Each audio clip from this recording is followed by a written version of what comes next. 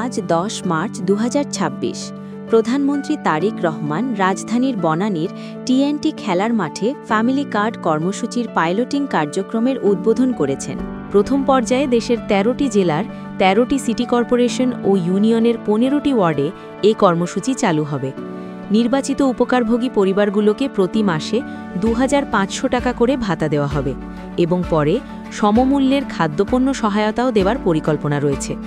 সরকার জানিয়েছে, সামাজিক নিরাপত্তা কর্মসূচিতে স্বচ্ছতা নিশ্চিত করতে সফটওয়্যার ভিত্তিক দারিদ্র্য সূচক ব্যবহার করে উপকারভোগী নির্বাচন করা হয়েছে এবং রাজনৈতিক বা দলীয় প্রভাব রাখা হয়নি। পাইলট প্রকল্পে সারা দেশ থেকে সংগৃহীত ৬৭,৮৫৪টি নারীপ্রধান পরিবারের তথ্য যাচাই করে শেষ পর্যন্ত ৩৭,৫৬৭টি পরিবারকে ভাতার জন্য নির্বাচিত করা হয়েছে। প্রতি পরিবারের জন্য একটি ফ্যামিলি কার্ড দেওয়া হবে এবং 5 সদস্যের বেশি হলে আনুপাতিক হারে একাধিক কার্ড দেওয়া হবে। সরকারি চাকরি, বড় ব্যবসা, বিলাসবহুল সম্পদ বা উল্লেখযোগ্য সঞ্চয় থাকলে এই সুবিধা পাওয়া যাবে না।